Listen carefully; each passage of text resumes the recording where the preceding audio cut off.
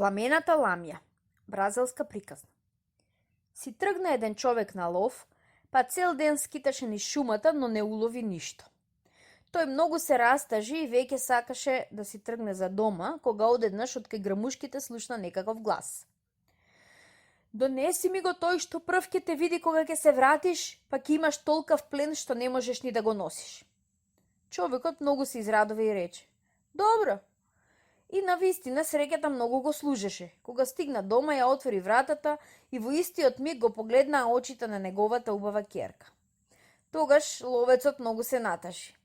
Жената и децата почнаа да го распрашуваат зошто е толку тажен кога ете се врати со толку голем лов. Тој долго не сакаше да им признае, но најпосле рече: Драга жено и мили мои дечиња, цел ден скитав по шумата и ништо не уловив. Кога сакав да си тргнам за дома, од шумата се појави некаков глас, кој ми рече дека ќе имам голем плен ако му го дадам оној што прв ќе ме погледне кога ќе се вратам дома. Јас се согласив, бидејќи помислив дека тоа сигурно ќе биде кучето, кое секогаш прво ме дочекува.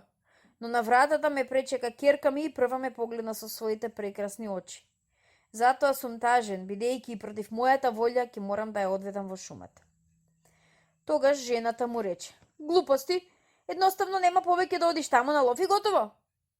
Ловецот ја послуша жена си и реши некое време да не оди на лов. Но поминаа неколку недели, во куќите се потрошија сите резерви храна и ловецот види дека ќе мора да ја земе пушката и да тргне на лов.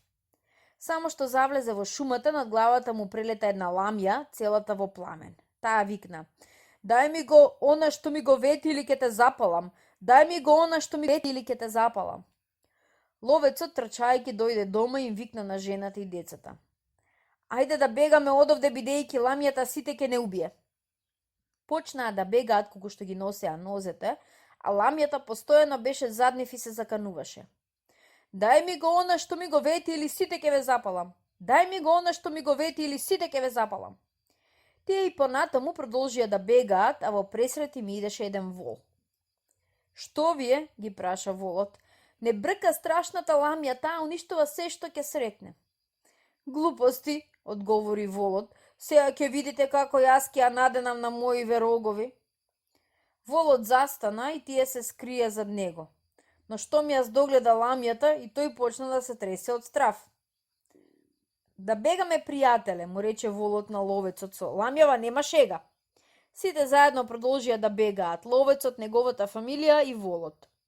Трчаа колку што можеа побрзо, но ламјата цело време беше зад нив и викаше: Дај ми го она што ми го вети или сите ќе ве запалам. Дај ми го она што ми го вети или сите ќе ве запалам.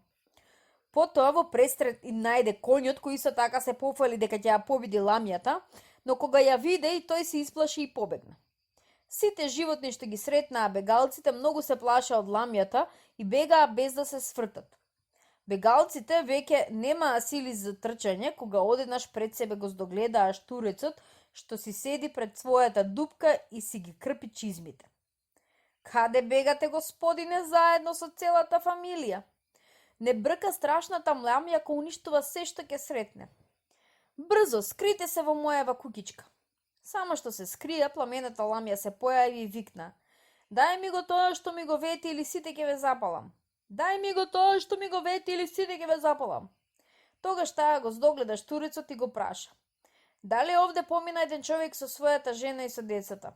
Но штурецот ништо не ја одговори, туку продолжи да си шие и да црцори. Ламјата го повтори своето прашање, но штурецот и овој пат ништо не ја одговори. Тогаш ламјата многу се разлути и за миг го проголта штурецот. А штурецот веднаш почна да ја опара утробата со млајата со своите чевларски алатки. И го распара стомакот и ламјата издивна. Тогаш тој излезе надвор и викна: Господине, може да си одите дома. Ловецот излезе од заслоништето, ја виде мртвата ламја, му се заблагодари на штурецот и заедно со фамилијата се врати во својата куќа. Така, тие продолжија мирно да се живеат, бидејќи веќе ја немаше ламјата што беше господар на шумата.